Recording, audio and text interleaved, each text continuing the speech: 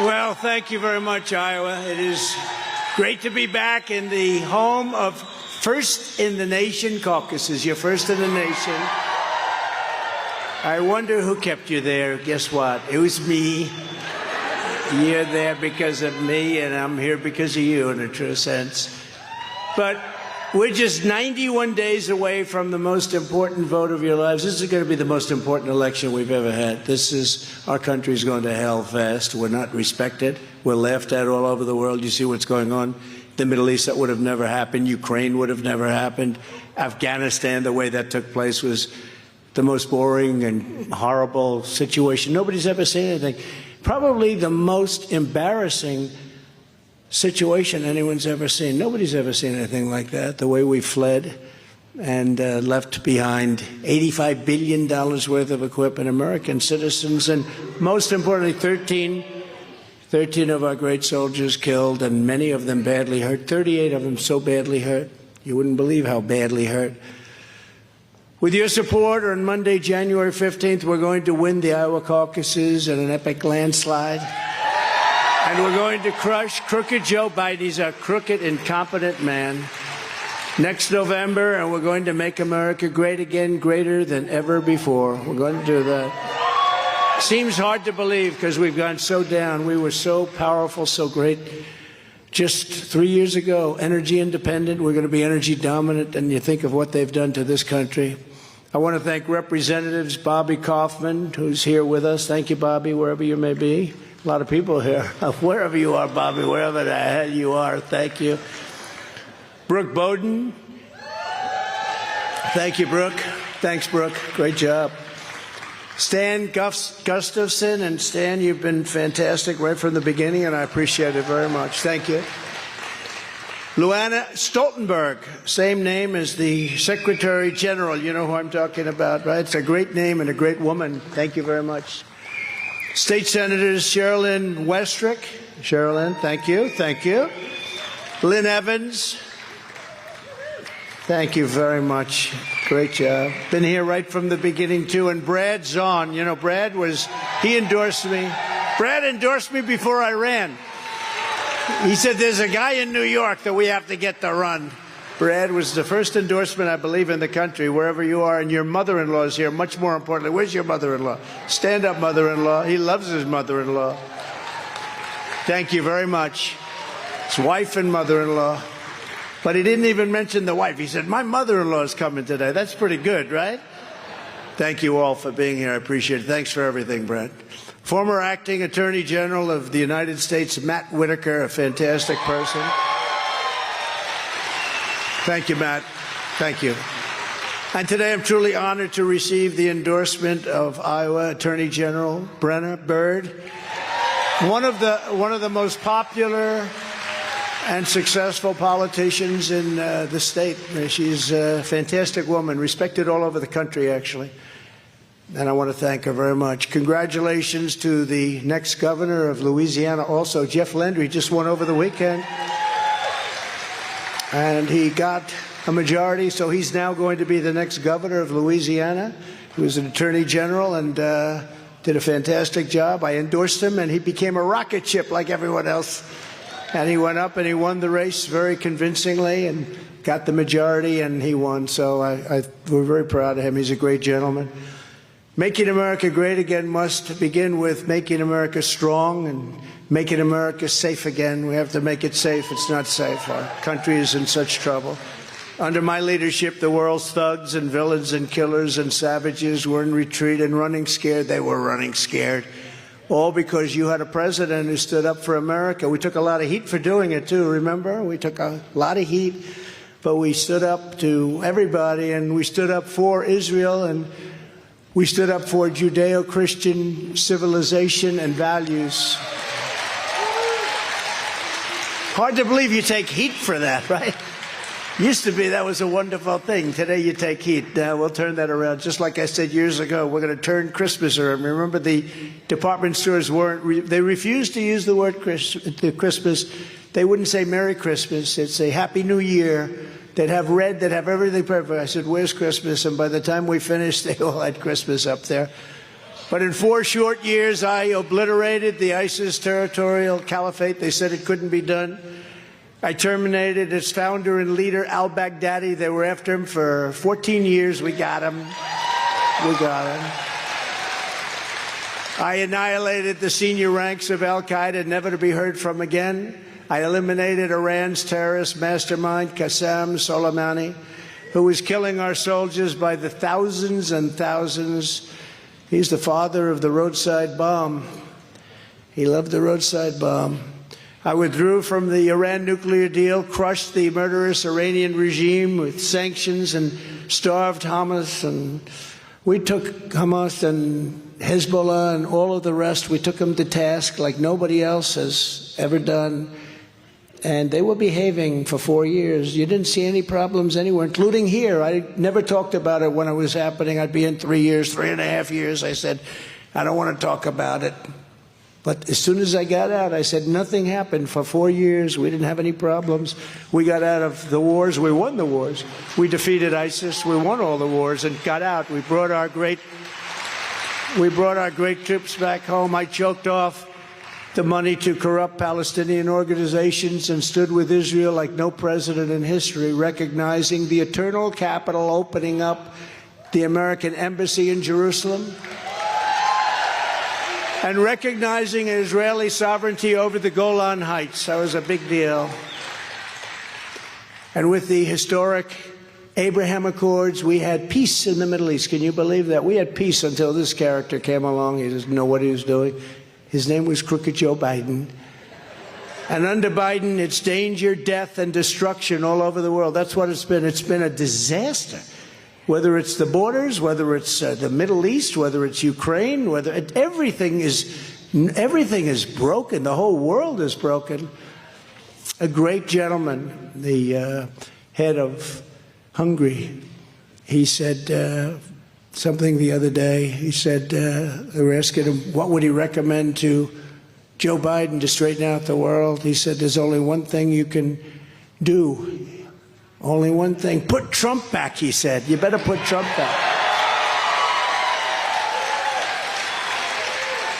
That's Viktor Orban. Everybody heard of him? He's probably the strongest leader. A very powerful man. But he said, put Trump back. We had no problems with China. We had no problems with the Middle East. We had no problems with anything. They respected him, but they don't respect this guy. We have war in Europe and war in the Middle East because we have the weakest and most incompetent president in American history. You know, I used to be much easier on him. Then I got indicted. I said, now it's time to play hardball. They indicted me for nothing. They indicted me because I attacked an election that was rigged and stolen. And everybody knows it, just as they have done. How many Democrats said the same thing in 2016, right? But with them, it's okay. With us, we're not allowed to do that. The heinous attacks on Israel this month would never have happened if I was your president. Zero chance of that happening. When I left office, Iran was weak, broke, and desperate to make a deal. They were ready to make a deal. We would have had a deal within 2 weeks after the election. I told other nations, including China, that if you buy oil from Iran, you can't do business in the United States. I said, I'm going to tariff the hell out of you if you buy oil, but you're just not going to do business in the United States. Every single nation complied. They didn't buy any oil. Iran's terrorist regime was bankrupt. It was hemorrhaging money and could barely pay the salaries of the radical Islamic thugs. Couldn't pay. They had no money. I hammered them. In fact, today there was a big article. With Trump, Iran was broke. With Biden, Iran is rich and powerful. It's very simple.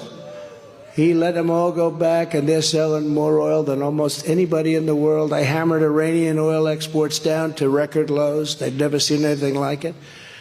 But then Biden came in, loosened my sanctions.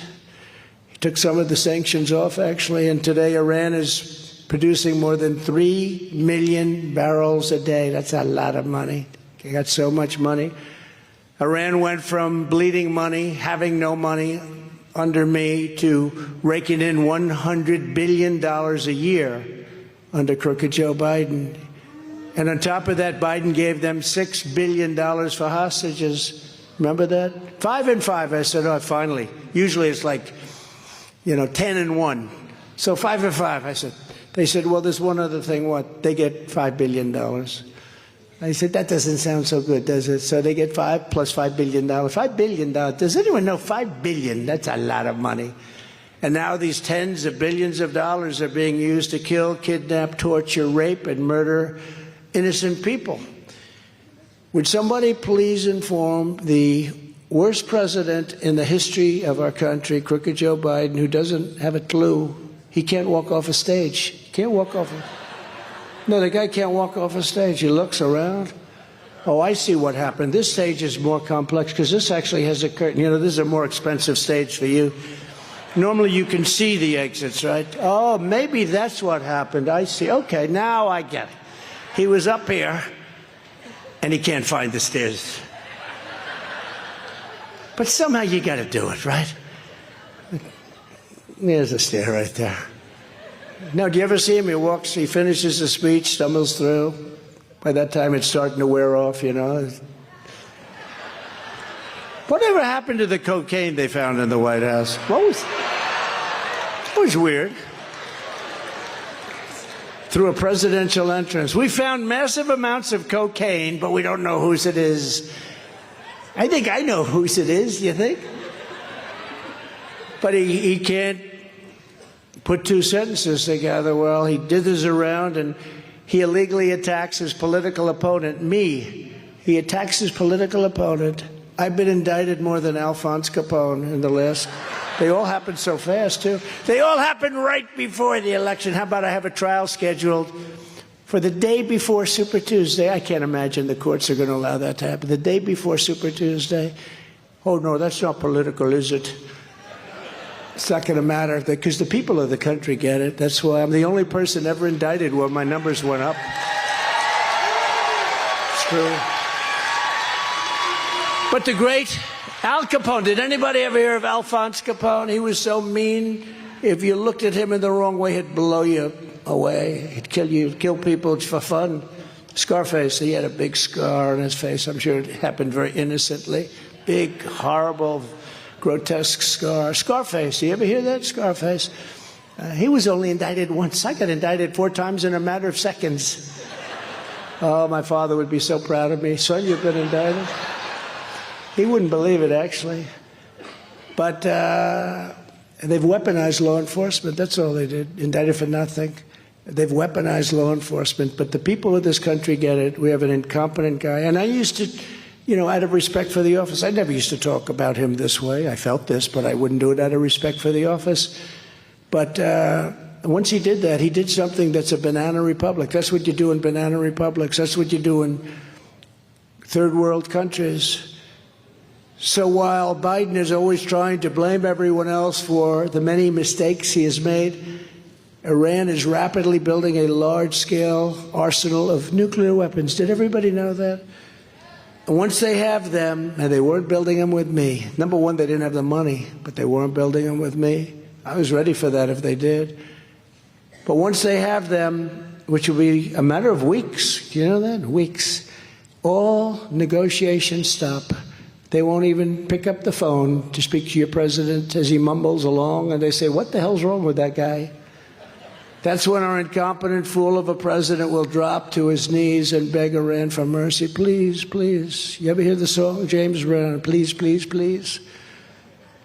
James called me Mr. Brown. But he'd say, please, Mr. Ayatollah, sir. This is Joe Biden talking. Please, Mr. Ayatollah, sir. I will give you everything. I will do anything you demand. Please, please don't hurt us. This is the position that this fool has put us in, and we're closer to World War III than we've ever been to any world war. Nobody ever thought a thing like this could happen, and we're closer than ever before. We've never been, and I've been saying it for a long time. Did you ever see Trump was right about everything on hats? I don't know who did the hats, but I have been right about most of it. And I don't want to be right about that, so I'm not going to make, but I tell you, we are close. We are close. It could happen. And we have a fool. We have an incompetent fool as our president that has no idea. This is nuclear weapons. These are weapons that are so massively destructive. It's obliteration. It's not two army tanks running at each other and shooting. 3 years ago, under Trump, Iran was broke, had no nuclear weapons or even the prospect of a nuclear weapon. Biden has made Iran rich in a period of 3 years and has no idea what to do about it. And they are in a position where they're going to have weapons, and they're going to be big ones too. Iran started the attack on Israel and desperately wants to become openly involved. Now, Biden refuses to admit that. Biden says, well, so far we haven't seen any evidence. Well, they're financing Hamas and they're financing Hezbollah. They're giving them the money. They're giving them the training. He says they haven't, he feels bad because somehow he's like in their pocket. He's in their pocket. But they go around saying death to Israel, death to America, and they chant it openly all over the place. Don't let Iran have nuclear weapons. That's my only thing I have to tell you today. Don't let them have it. They would have never had them. We would have made a deal. They would have been satisfied. Everybody would have been satisfied. But then we had that corrupt election. Our country has never been so low or in such danger as it is right now. And don't feel too depressed as I talk to you, because we can bring it back. We've got to win the election. We'll bring it back stronger than ever before. Stronger than ever before. I didn't want to be too much of a downer here. I have to hit you with a little positivity, right? I got to give you a little bit. We'll be stronger than ever, but we got to win this election. It's a long time. You have yours on January 15th, the caucuses, but we have a year, essentially a year to go. A year is a long time when you have incompetent and bad people and corrupt people running our country. But it's very simple. Joe Biden betrayed America and betrayed Israel. But as your president, I will stand with Israel 100%. We have to. We have to. And I kept Israel safe before. Then with 4 more years in the White House, I will defend the state of Israel like no one else can. Nobody else will be able to do that. Look at what we did. We defeated ISIS. Remember when Hillary Clinton, I don't call her crooked anymore. I've given that term over to Biden. I don't know. I call her beautiful Hillary. She's a beautiful woman. Beautiful, beautiful Hillary. Remember when he'll cause a war with his personality. No, my personality kept us out of war. We didn't have any wars. I was the first one in, I think they say 76 years. We won wars and we brought them back. We defeated ISIS. ISIS was supposedly going to be like 4 years to beat them. I did it in 4 weeks, less than 4 weeks, and we got 100% of the ISIS caliphate. I remember when I was at 99%, and the media, the fake news back then, ooh, that's a lot of news. It's a lot of fake news. But they were saying, he's leaving before he completes the task. I said, can Russia, can Iran, can Iraq, which, by the way, is sort of Iran, if you want to know the truth. Another great move by a certain politician who probably ranks right up there with, nobody ranks, by the way, close to the one we have now. But we've had some pretty bad ones. I'll tell you, the happiest president in history right now is Jimmy Carter. Because I would say he was a brilliant president by comparison to crooked Joe Biden. I would say Jimmy Carter was a magnificent, brilliant. He was George Washington compared to this guy. But he's a happy man. That's good. When I'm back in the Oval Office, we will cut off every penny of money that we send to the Palestinians and the terrorists on day one. We will fully support Israel in defeating, dismantling, and permanently destroying the terrorist group known as Hamas. And under my leadership, we not only imposed crushing sanctions on Iran, we unlocked American energy to drastically cut oil prices. You know, we had oil so low that it didn't make sense for Russia. Russia would have never gone into Ukraine anyway. I don't care how high it was. I had a very good relationship with Putin, which the press hates to hear, you know. But it's nice to have good relationships with people that can cause lots of problems. But we had a very good relationship with a lot of them, and I'll tell you, there was no way he would have done it. And I told him, I said, you can't do it. If you do it, it's going to be hell to pay. You're going to be hit so hard And no, no, no. I said, no, you will. I told him, I won't tell you what I said, but I told him. And again, we got along, but I said, listen, you know, we have a good relationship, but we're going to hit you so hard. And here's the thing. I told him what we're going to do, and he said, no way. I said, way. He said, no way. I said, way again. And he didn't believe me, okay? He didn't believe me, but he believed me 10%. Brad, he believed me 10%. That's all you need, right? So 10% was fine. He would have never gone in. And he wasn't. And by the way, he didn't go in. We went 4 years. He didn't go in. And then I think what happened is he saw the gross incompetence of a good withdrawal. I got it down to 2,500 troops from, you know, many, many times that. And we were going to withdraw with dignity and with strength and with respect. I spoke to the head of the Taliban, Abdul. I said, still the head. I said, Abdul, you're killing our soldiers. Don't do it anymore. We're going to hit you so hard, you're not even going to believe it. But why? Do you send me a picture of my home? I said, well, I will tell you. We'll have to discuss that someday. We'll have to discuss. But they were, from that time, we went 18 months without a soldier being shot at or killed. Not even shot at. 18 months. We're getting along just fine. And then when this clown came in, they had a field day. They just had a field day. But we went 18 months, no soldier killed, no soldier even shot at. And they were knocking them off like you wouldn't believe. They were killing our soldiers and others under the Obama administration, of which Biden was a piece of it. He'd go to all these countries. You know, he was going to all these countries with his son. At some point, does this thing not work with the son, right? You know, at some point you say, look, this son thing isn't working out very well. But he'd go with Hunter to all these countries. He visited them, and I guess they did numbers. But it was very sad to see and to read, and you see it going on right now at levels that you wouldn't believe. But 3 years ago, we were energy independent. We were energy dominant within 4 or 5 months. We were going to sell oil to Europe and all parts of the world. We're going to pay off our debt. We were going to reduce your taxes. I gave you the largest tax cut in history, bigger than Ronald Reagan's tax cut. Gave you the largest regulation cuts. But now would have the energy future would never be hostage to hostile foreign powers. We didn't need it. We didn't have to worry about that.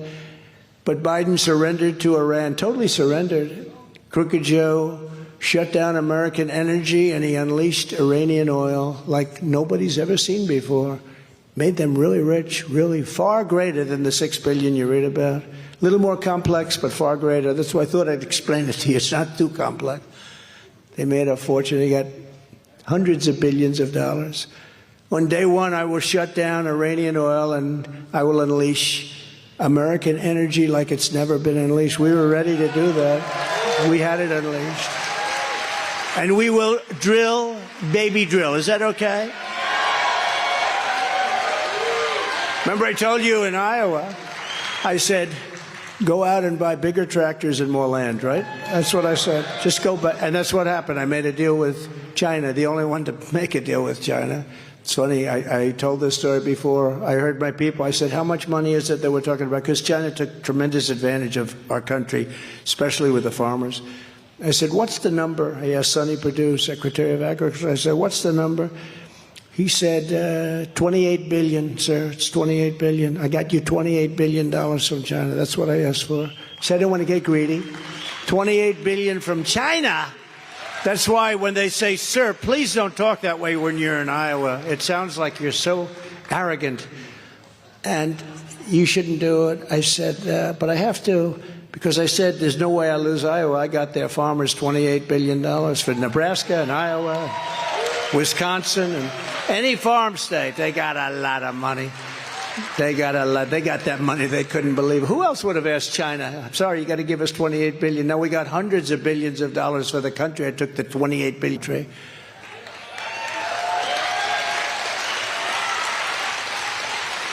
And you've just seen these depraved savages rampaging through civilian communities, house by house, torturing, raping, and maiming innocent men, women, and children. It's horrible. Nobody's ever seen anything like that. I don't think we've ever seen where they kill babies in the worst manner. I won't even say what they do to the babies, but you've seen it. They kidnapped infants and they hurt the elderly horribly and took them hostage, and ultimately they killed them and tortured them to death. They had children tied up and shot, and much worse. I mean, that's as bad as it gets, but it even gets worse. The babies were murdered and they were burned. People who think like this, people who support this, and people who sympathize with this are sick. They're sick and they're evil, and they're not going to be fixed. You're not going to make them into wonderful people one day. I didn't know you had flies in Iowa. I hate flies. Now, I'll get in trouble for saying that. Cruelty to animals. No, it's true. You know, I said the other day, I was at a place, and there's a beautiful place, but they had like flies. And I said, get fly paper. They said, sir, they're not allowed to sell it anymore because of cruelty to animals. They actually said that. I don't know. Can you get fly paper? It used to be great, right? But they said, you can't do that anymore, sir. It's cruelty. What the hell is going on with this country?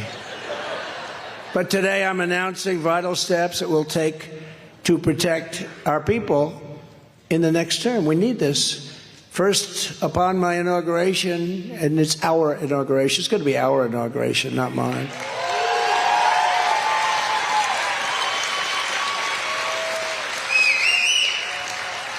You know, when I ran for president, I said this is going to cost a lot of money. I had no idea it was going to cost this much, but I don't care. It doesn't matter, because what we've done is so incredible, and what we'll do is, in a certain way, I think even more important, because they've shown how bad they are. They've shown how sick they are. They've shown how incompetent they are.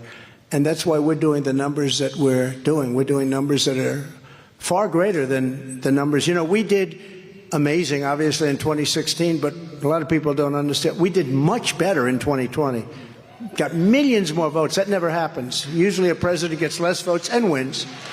I got numbers that nobody believed, and was told by the biggest pollsters, Fabrizio, McLaughlin, sir, have you got 63 million votes again?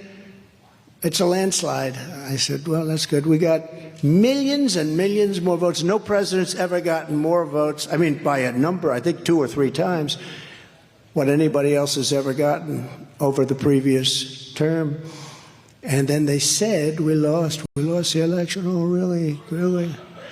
No, they used COVID to cheat. They did a lot of things that were terrible. Terrible. They went up. They didn't use legislatures. They stuffed ballot boxes. All you have to do is look at 2,000 Mules, right? They stuffed the ballot boxes. Do you notice the way those books have all disappeared? Somebody said, you know, I can't get the book on 2,000 Mules. I can't get the tape. I can't get the book. They want to get rid of all that stuff because they understand it. But as I've already said many, many times before, I will immediately reinstate and expand the wildly successful Trump travel ban on entry from terror-plagued countries, territories, and places. We're going to, they ended it. They ended it. And it just kept us safe. We wouldn't let people come in from certain countries where there's tremendous terror. Makes sense, right? If you're coming from somewhere full of people who want to kill Americans, we will not let you in. We worked very hard on that. We had the greatest border, most secure, safest border in the history of our country. We built 561 miles of wall. Nobody likes to say that. You know what they do is, if there's like a board laying there from 50 years ago or 100 years ago, a 2x4 that's rotted, they'll say, it wasn't a new build, it was renovation. No. If they had steel rotting in the sand that was a foot tall, that was ready to fall over, or fell over, they would say, oh, that was a renovation. No. We did a great job with the wall. We did a great job with Mexico, too. They gave us 28,000 soldiers free. You know, when I say Mexico will pay for the wall, they paid for much more than the wall. They gave us 28,000 soldiers free. And when I asked them for the soldiers, I said, look, you've got these caravans. They're pouring through Mexico, and you know how to stop them. You got to stop them. And I had a great relationship with the president of Mexico. He's great. Great guy. He's a socialist. As I say, you can't have everything. But he's a great guy, very popular, too, in Mexico.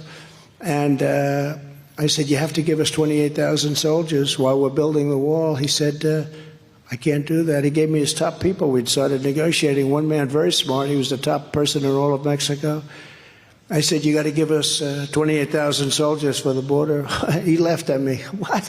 What, are you kidding? I said, free of charge, by the way. He said, why would we do a thing like that? I said, you got to do it. The woman at the State Department, you've heard the story. Sometimes I'll tell it. It's a little long, but it's sort of cool. But you've heard it, where a woman at the State, who was really good, but she never won. She said, I've been in charge of Mexico for 20 or 25 years. She said, we've negotiated with them for years. They'll never do that. Not only that, end, catch, and release into our country, remain in Mexico, little things like that, Title 42, all these, having to do with sickness. We have people coming in with infectious disease. That's unbelievable, what's happening. Infectious disease, a big problem. And a lot of Americans are getting sick because of what's happening at the border. But I said to him, no, you have to do it. He said, no, we won't do that. I said, yes, you will, 100%. I looked at him. I said, 100% you'll do it. He didn't know what the hell I was talking. He said, no, we're not going to do that, sir. I said, yes, you will. Here's the story. It's Friday at 4 o'clock. On Monday at 7 in the morning, every single car that you make, which is millions of cars, they took 32% of our automobile business. And by the way, the United Auto Workers ought to vote for Trump because their union is selling them down the tubes, okay? Their union is selling them down the tubes with this all-electric car fantasy. They cost too much and they don't go far. Electric cars are good if you have a towing company. Other than that, in fact, I'm thinking about opening up a massive towing company, and I'll quit this race for president. We're only leading by 58 points or something. No, it's terrible. This whole electric car is sick. It's sick. They don't go far. It's good if you want to go to the grocery store, take a quick little drive. They say the best thing about an electric car, the first 10 minutes, you feel great. The next 45 minutes, you're worried about where the hell am I going to get a recharge? So it's a problem. But they don't go far, and they're very expensive. And the other thing is you'll never make them in this country because everything you need for an electric car is in China. We have the stuff that you need for our cars. It's called gasoline and oil. It's right underground.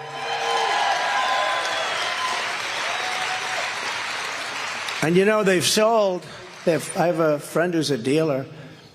I think he said he's got 4,000 orders for new cars. Out of the 4,000, 100 is for electric. People don't want them. They want them. You should have electric. You should have hybrid. You should have full gasoline. You should have everything. But they're trying to make you buy electric, and it's not going to work. They want also electric trucks. They want electric trucks. I'm dealing with the big trucking industry. Some of them I know. They have hundreds of these trucks, and they're incredible people. They're very powerful people, and they're forced to use an electric truck. I said, so what's wrong with that? He said, number one, the battery is so large, would take up a big portion of the truck. But here's the real problem. You take a look at Peterbilt. You look at some of these companies that build the trucks.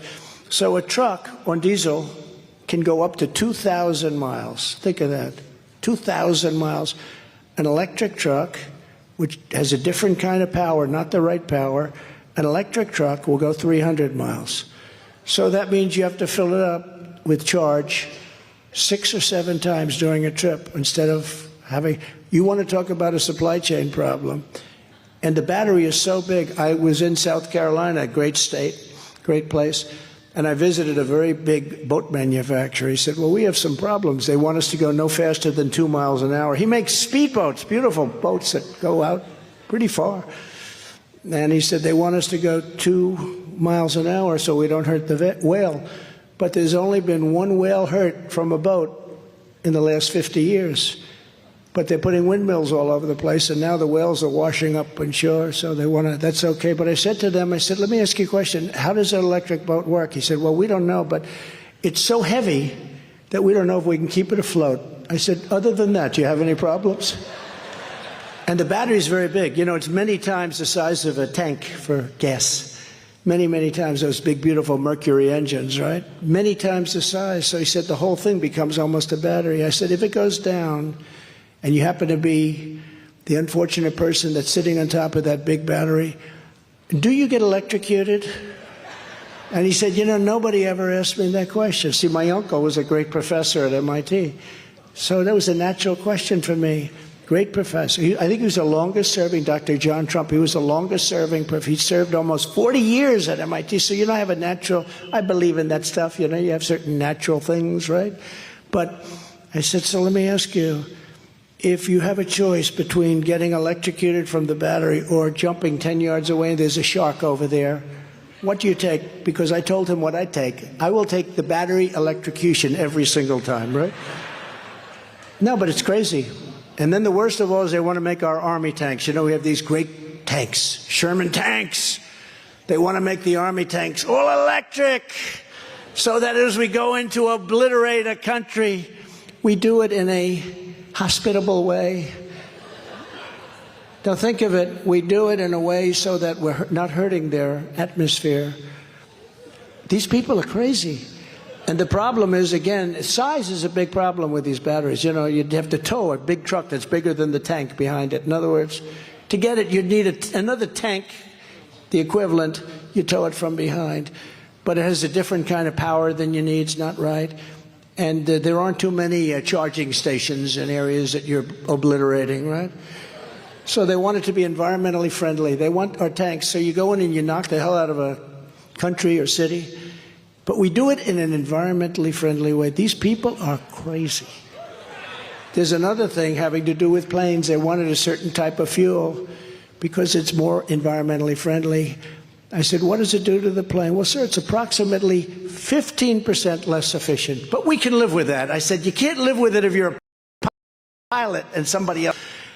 It's crazy what's going on. Can't allow it to go on, actually. So the whole electric thing, we have to, if you want an electric car, you should buy it. You should buy a hybrid. You should buy all gasoline. We should sell everything like we used to, and it'll be great. The Democrats fought us like crazy over the travel ban. You know that? They fought us like crazy. I had to go through the whole court system, but after 18 months in court, the Supreme Court finally ruled the travel ban was totally constitutional because we want to keep bad people out that want to destroy our country. As president, I also suspended refugee resettlement when we entered office in 2017. Nobody had ever heard of it before. We didn't want that.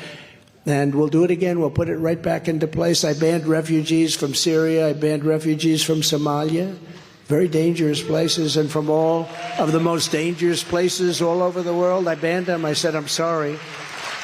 And in my second term, we're going to expand each and every one of those bans because we have no choice. Some very rough people, some very, very rough people come out of those areas. They want to blow up our country.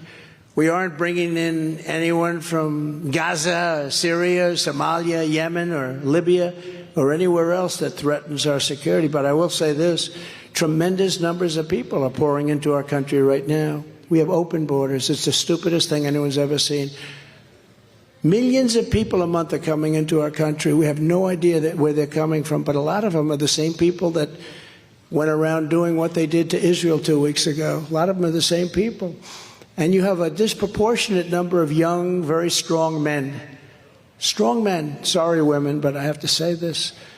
You have a very, very powerful contingent of very strong men, and they're pouring into our country. What are they doing? What are they doing? I also issued a historic rule proclaiming that no refugees would be resettled in your communities without your consent, and we will reinstate that rule on day one. You had a consent. Because you have towns and cities, but you have towns. Look at New York, what's happened to New York, where they're laying all over Madison Avenue. You have shop owners that have been there for years. They go all closing their stores. They're going out of business. Next, we'll implement strong ideological screening of all immigrants to the United States. No longer will we allow dangerous lunatics, haters, bigots, and maniacs to get residency in our country. We're not going to let them stay here. We're not going to let them. We're going to have the largest deportation effort in history. And people say, oh, that's so mean. But I think meaner is when you have thousands of people being killed all over. It's one of those things. You know, Dwight Eisenhower, you'll feel better about this, because people didn't consider him that tough a guy, but he was actually a very good president, good general, very good general. But he became president, and he was a very big person on deportation. He deported more than anybody else. He said, they cannot be here. You have to come into our country legally. That's what I say. You have to come into our country legally, and you have to love our country. You can't hate our country.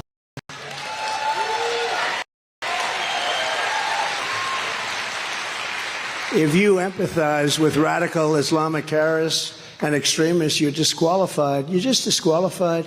If you want to abolish the state of Israel, you're disqualified. If you support Hamas or any ideology that's having to do with that, or any of the other really sick thoughts that go through people's minds, very dangerous thoughts, you're disqualified. If you're a communist, a Marxist, or a fascist, other than the people that are already here, of which many are in the Biden administration, you're disqualified. I'd like to get them out, too. Maybe we'll work on that next. In addition, we will aggressively deport resident aliens with jihadist sympathies. We have to. This isn't like being Mr. Nice Guy. We have to, or we're going to have a country that's going to be blown to shreds because bad things are happening. Millions and millions of people have come into our country and nobody has any idea where they're from. Some from countries that nobody's ever heard of. In the wake of the attacks on Israel, Americans have been disgusted to see the open support for terrorists among the legions of foreign nationals on college campuses. They're teaching your children hate. They're teaching your children hate. Under the Trump administration, we will revoke the student visas of radical anti-American and anti-Semitic foreigners at our colleges and universities, and we will send them straight back home. They go back home. Enjoy your life. Likewise, the mobs of, literally barbarians that we saw in the streets of New York and other cities last week have no place in America. We can't have it. We have to. No country can sustain it. And we all want to be nice, but no country can sustain it. Jewish mothers and fathers should never have to send their children to school fearing they'll be shot or stabbed on a so-called day of jihad, which is happening. It's a day of jihad. Under my administration, we will proactively send ICE to pro-jihadist demonstrations to enforce our immigration laws and remove the violators from our country. Many of these people are not from our country, and many of them are being supported with radical left money. The money from radical left people, you know who I'm talking about, will continue the process we started in my first 4 years of stripping citizenship from criminals, terrorists, and immigration cheaters and frauds. They've come into our country at levels, and they're coming to Iowa, you know that. And it's dangerous. You've had killings that nobody could even believe. Nobody's seen the kind of killings you've had. Finally, we cannot forget that the same people that attacked Israel are right now pouring in at levels that nobody can believe into our beautiful USA through our totally open border and southern border concept of what? Civilization, concept of stupidity. Again, we had the strongest border in history. Now we have the weakest border, I believe, in the history of the world. I don't think any border in a third world country has been like this. You take a look at what's coming in, and I think the real number is going to be 15 million people before it's over. That's bigger than New York State before it's over. 15 million people. And many of those people, again, I say it, they're from prisons, they're from mental institutions, and they're terrorists. Congratulations. This is what this man has done to our country. We will be paying the price for this for years to come if we do not do something about it immediately. You know, I do something sometimes called the snake. Did anyone ever hear of the snake? Did you hear of it? Should I do it? Should I do it? Because I have it here. And we have lots of time today. What the heck? I'm actually going back to New York tonight. I'd rather be right here with you right now. But we have plenty of time, and it's a snake. And what it is it's representative of the people that we're allowing into our country, because we know who they are. We're trying to be nice, but sometimes you can't be so nice. You have to do it. We have to run it like a country.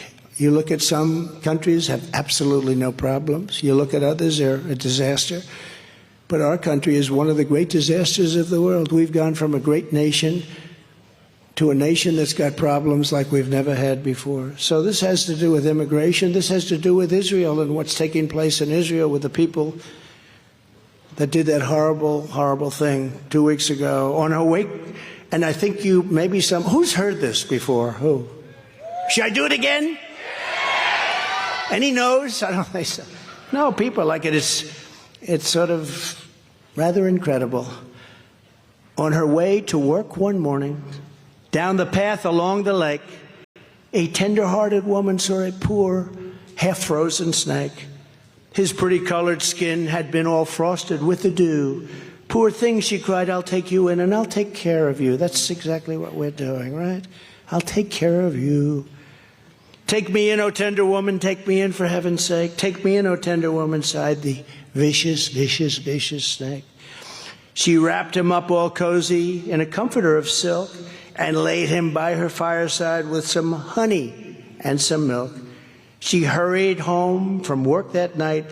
As soon as she arrived, she found the pretty snake she'd taken in had been revived. Take me in, O tender woman, take me in for heaven's sake. Take me in, O tender woman, sighed the vicious snake. She clutched him to her bosom. You're so beautiful, she cried. But if I hadn't brought you in by now, you truly would have died. She stroked his pretty skin again and kissed him and held him tight. But instead of saying, thank you, ma'am, the snake gave her a vicious bite. Take me in, O tender woman, take me in for heaven's sake. Take me in, O tender woman, sighed the vicious snake. I saved you, cried the woman, and you've bitten me, but why?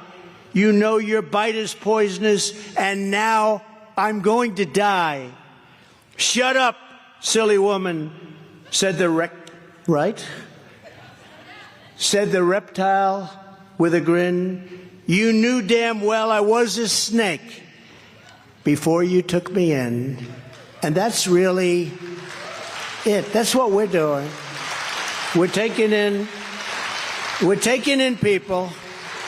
We're taking in people into our country. I think it's terrific. We're taking in what this is, what it represents. We're taking in people into our country that are going to cause tremendous problems, and most people don't want to talk about it.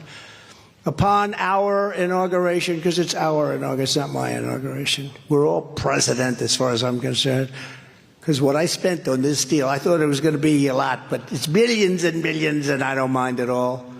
I mean, Bloomberg spent what? Michael Bloomberg, $2.5 billion, and he only got the first question, right?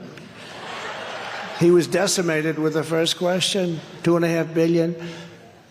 But I spent a lot to do this, and I'm very glad. Somebody said, are you glad you did it? I said, yes, absolutely. They thought I'd say no. I had a nice life before this, you know.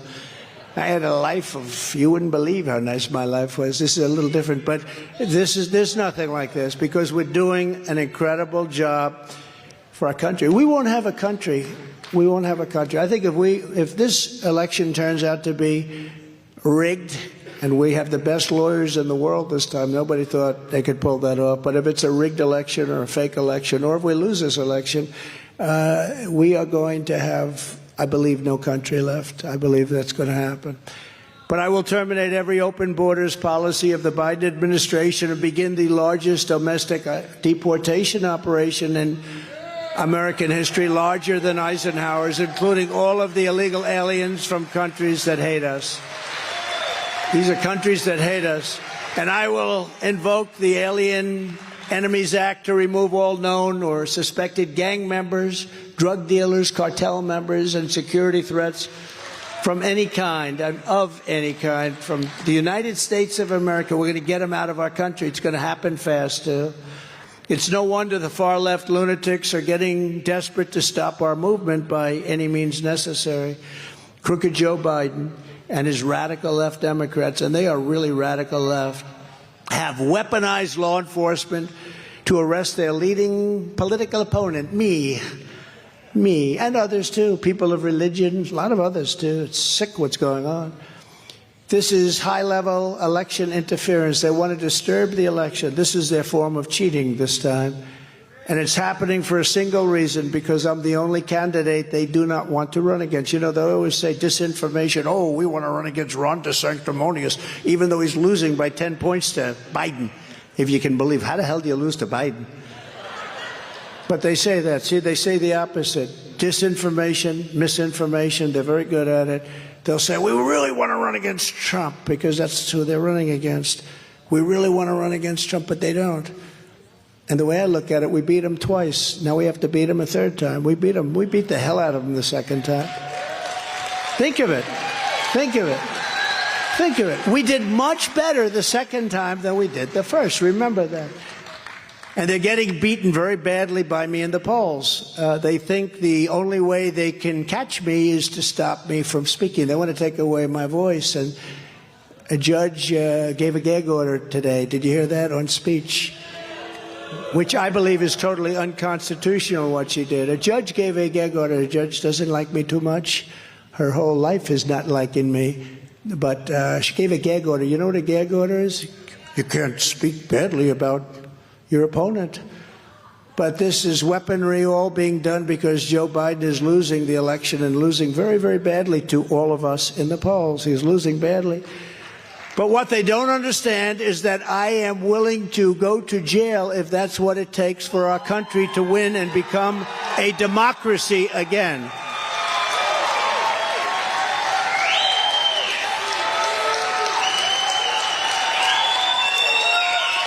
Thank you.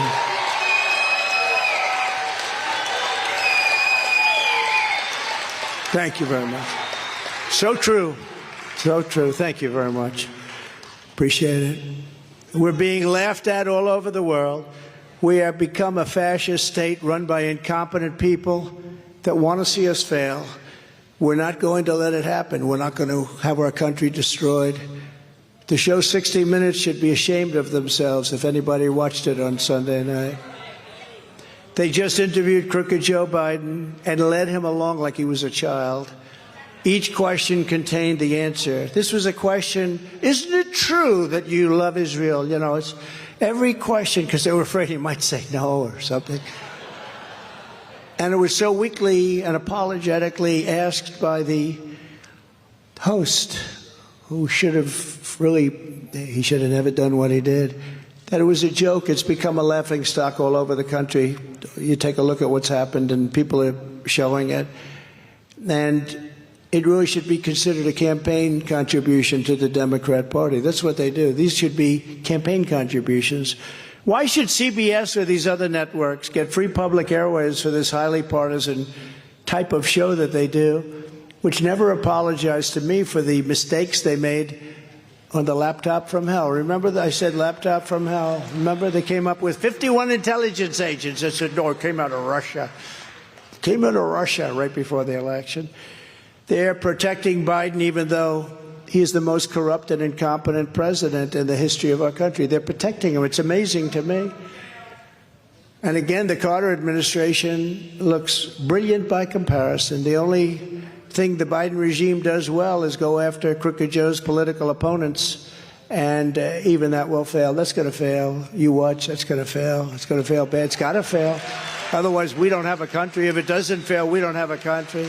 The Middle East, Ukraine, inflation, bad economy, the open border, horrendous Afghanistan, embarrassment, gas prices, our great auto worker death march. They're killing the auto workers by forcing the electric cars. They're killing the auto. You're not going to have any auto workers. I went to Michigan 2 weeks ago. I said, listen, don't worry about what you're getting per hour. That's not your problem. Your problem is you're not going to have a job in 2 years if they accept these mandates for electric cars.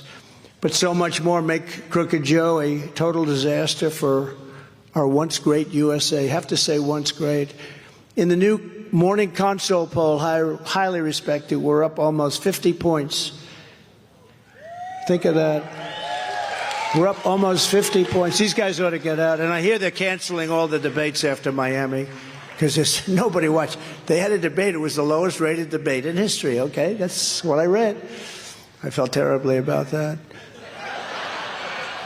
But we're up almost 50 points on Ron DeSanctimonious, a man who I got him the job, and then he said 4 years later, well, I'll run against him. Oh, that's not working out too well. In the Iowa State poll, we're dominating DeSantis 55-17, and he's sinking very, very rapidly. Ron DeSantis. That's the abbreviation for DeSanctimonious, in case you remember. Ron DeSantis, somebody from one of the networks on a straight interview. Ladies and gentlemen, we're proud to have Governor Ron DeSantis with us. It's DeSantis. But he actually changed his name, remember? To DeSantis. And I left a message, never change your name in the middle of a campaign. It's not a good thing. DeSantis. With his shoes, the whole deal. He's got the whole deal going. And in the general election, I'm beating Biden by a lot. In the echelon poll, I'm leading Biden by 4 points. And in the and by the way, DeSantis is getting killed, and so is every other Republican candidate. And in the ABC Washington Post poll that just came out, I'm up by 10, probably 11 points. That's on Biden. That's on Crooked Joe. The radical left, Democrats, rigged the presidential election of 2020, and we're not going to allow them to rig the presidential election of 2024.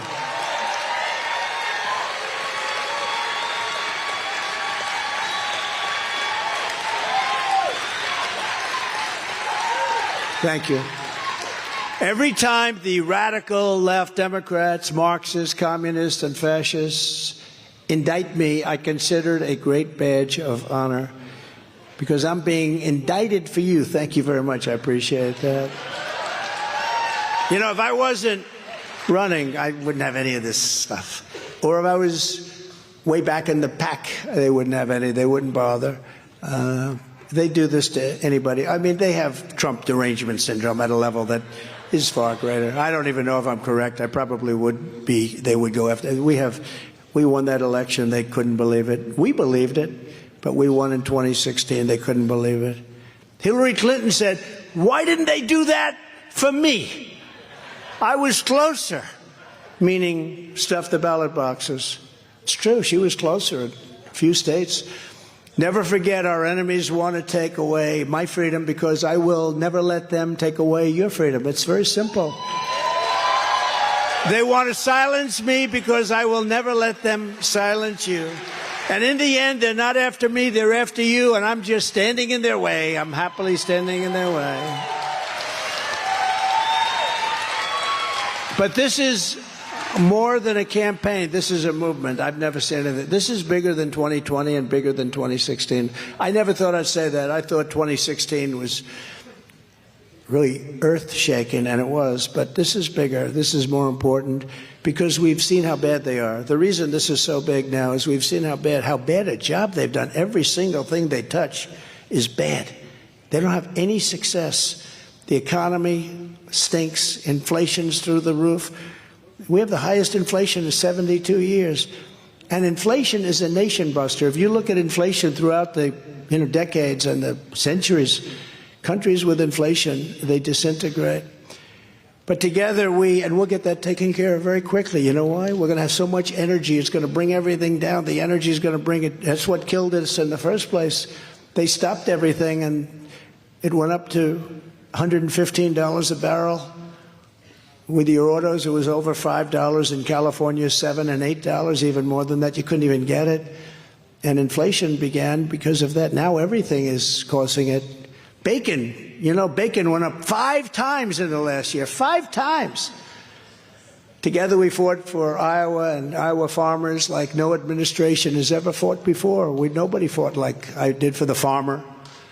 I ended the NAFTA disaster, the worst trade deal ever made, and replaced it with the brand new USMCA, the best trade deal ever made. And you guys are doing great because of it. It was very important.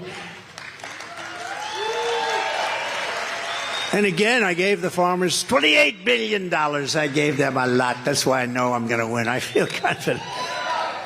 Unlike Ron DeSanctimonious, who hates ethanol, hates it.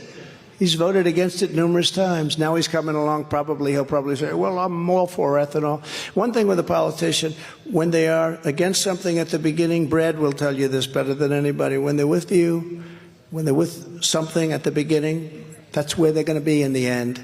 So he may change his little direction on the election. I don't even know if he has. Nobody cares. I don't think anyone really cares.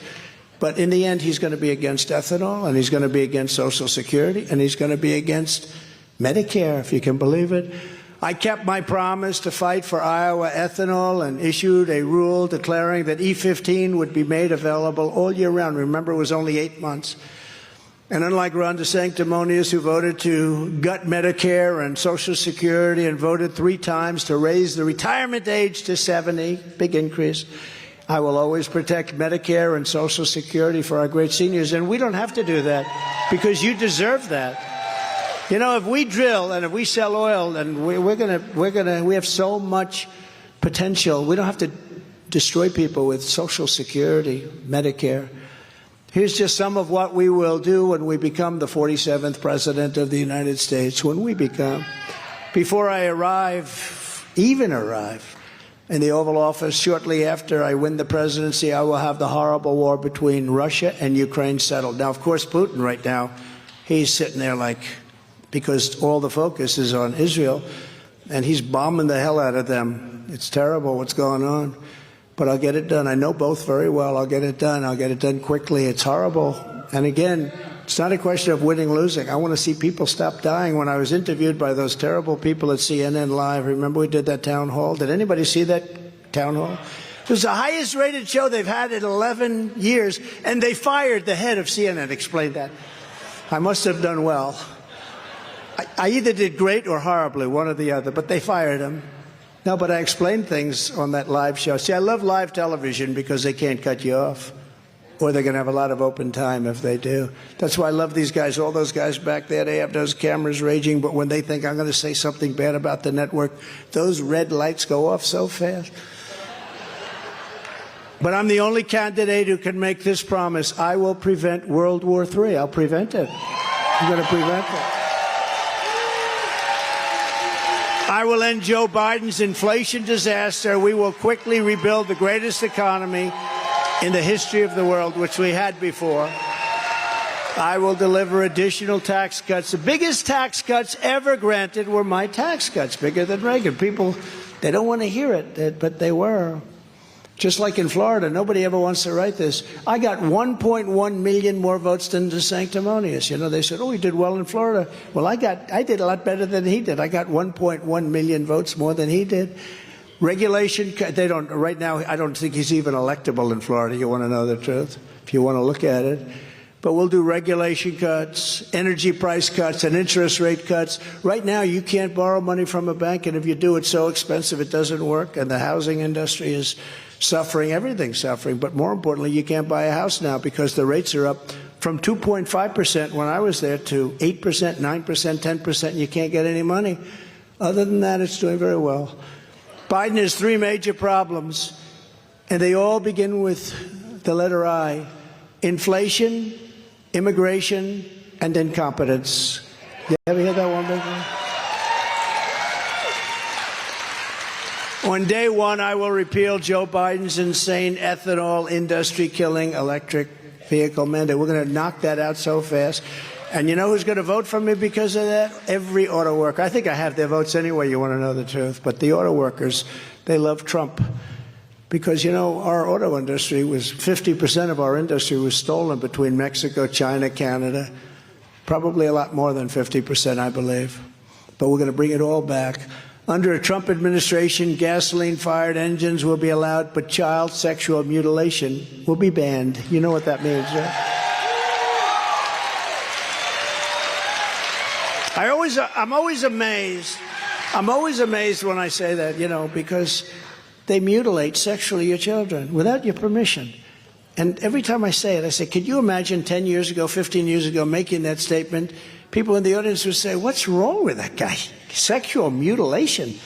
That's what they do. I will also sign a new executive order to cut federal funding for any school pushing critical race theory, transgender insanity, and other inappropriate racial, sexual, or political content on our beautiful children. And I will not give 1 penny to any school that has a vaccine mandate or mask mandate. It's ridiculous. And another one which you can't believe that you have to say, 10 years ago, they would have said, take that man off the stage. There's something wrong with him. I will keep men out of women's sports, okay? Simple. Who thinks that that's like a good idea? But you know what? The Democrats do. I don't. Who can imagine? Do you ever see some of the records that have been brought, like in weightlifting? I think they lifted up 150 pounds. It's actually a very bad thing for women. It's very unfortunate that it's happening. It demoralizes women. It's a horrible thing. Weightlifting, swimming, all of these sports, records are being broken by numbers nobody ever thought were even possible. The swimming record was obliterated by, they're looking for a tenth of a second, and, people beat it by 2 minutes. It's crazy. The weightlifting, 150 pounds by a guy that didn't lift before. Have you lifted before? Beating champions. Have you lifted before? Well, not too much. Boom. And they break the record by numbers that are just crazy. I always say they put a quarter of an ounce on one side of the barbell. They put a quarter of an ounce on the other side. They go for a record that's been standing for 18 years. And a young woman gets up and she works so hard. And I won't go through the whole act because the First Lady hates when I do that. She hates, she said, it's not presidential, but I think it's fine. Oh. Her mom and dad are in the audience, right? They're so proud, but they're doing it up big, and they put that quarter of an ounce on each side. Boom, you can't do it. Sorry, Mom. I'll do it again. I'll work so hard. Then a guy comes up who transitioned, and they ask him that question, have you had success in weightlifting before? No, I've never really done it before. Oh, good. And he gets up, bing. Do you want me to do it a few more times? Yeah. It's great. Swimming, the same thing. The swimming records are being obliterated. It's ridiculous. It's very, very ridiculous. And I can't even believe we have to talk about it. And, young ladies that are being affected by it very greatly, like swimming champions, they're afraid to talk about it. They're actually afraid to talk about it. Just as I did 4 years ago, I will fully uphold the Second Amendment, which, as you know, is under siege. And I kept it perfect for you. I kept it perfect for you. It's under siege. And I will continue to protect innocent life nobody did for you. And when the Republicans start speaking about it, because, the Democrats are the radicals. The Democrats are the radicals because they'll kill the child in the 4th month, 5th month, 6th month, 7th month, 8th month, 9th month, even after birth. Even after, remember that wacky former governor of Virginia where he said, yes, we will take the baby and we will discuss. This is after the 9th month, the baby is born. And we will discuss with the mother what we want to do with the baby. They'll kill the baby. They're the radicals. The pro-lifers aren't the radicals. They're the radicals. And when politicians, and some of them do and some of them don't, you have to go with the exceptions for the election, but you also have to follow your heart. You have to follow your heart. But when politicians speak about that strongly and with conviction, it's a fantastic issue, but you have to go with what you believe. You have to go with what you feel. Very important. But we got it done. We ended Roe v. Wade, which is the most radical.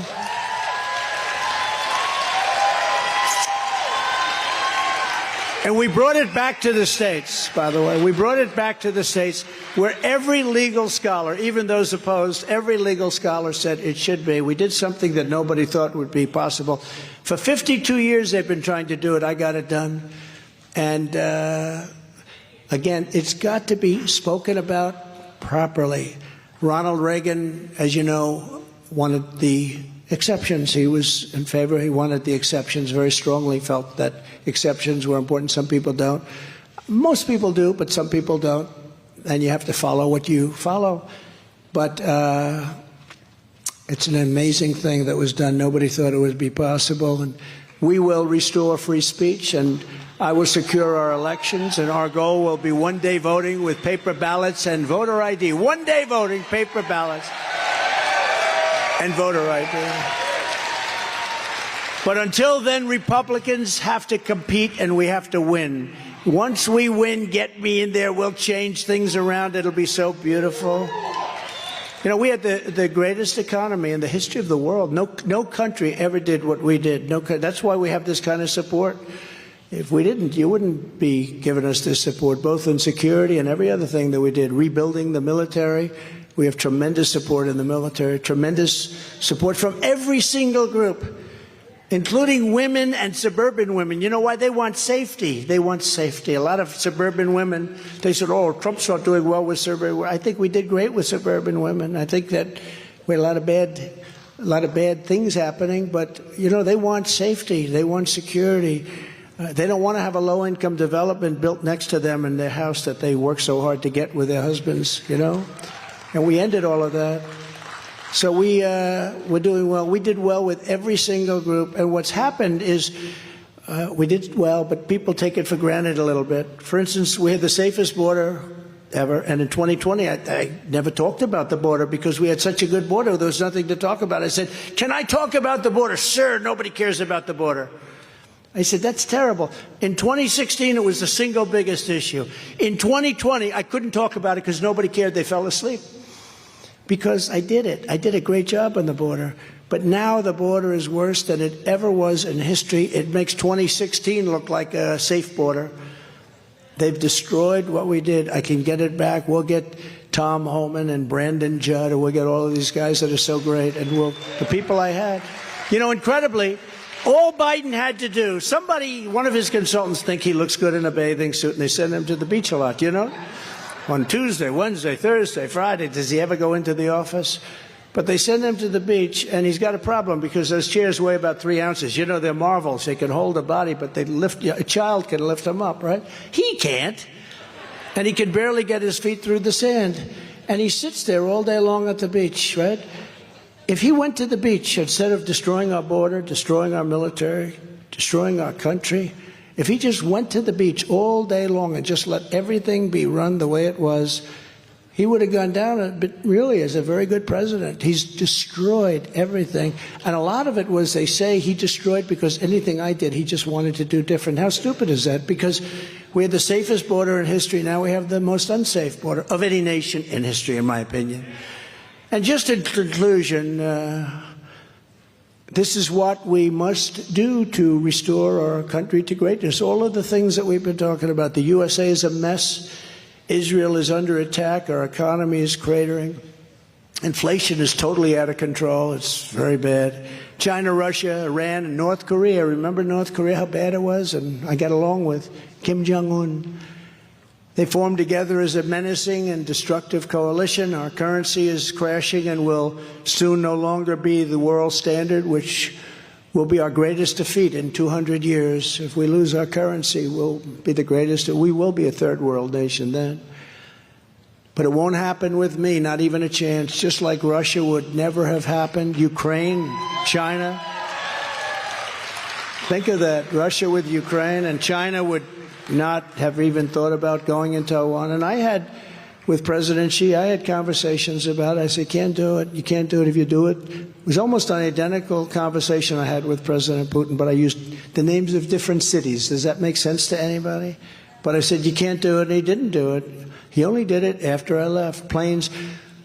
A week after I left, they had 28 bombers flying over Taiwan. They never did that with me.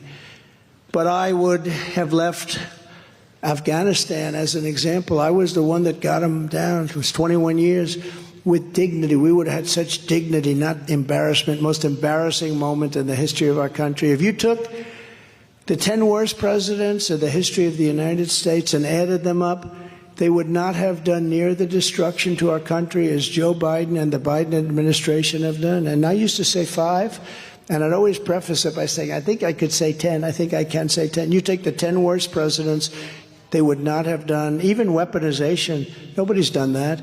They would not have done the damage that this man's done to our democracy, to our country. We're a failing nation. We're a nation in decline. And now these radical left lunatics want to interfere with our elections by using law enforcement. It's totally corrupt, and we can't ever let it happen. If you want to save America from Crooked Joe and the radical left, then get every patriot you know. Make sure that you're registered Republicans. You have to be a registered Republican. And get them out to vote in their local precinct caucus at 7 p.m. on Monday, January 15th.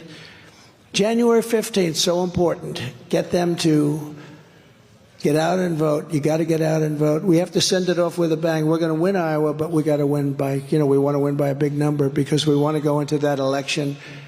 And remember, the only reason you're first is because I kept you there. A lot of people like to take credit. There was only one person that kept you first. We're asking you to commit to caucus for us and to bring as many people as you can. You bring 3 or 5 or 10 or 20. And it's very important, so important. It sets a tone for the rest of the election because in November we have to win. Sign up at ia.donaldjtrump.com and get involved.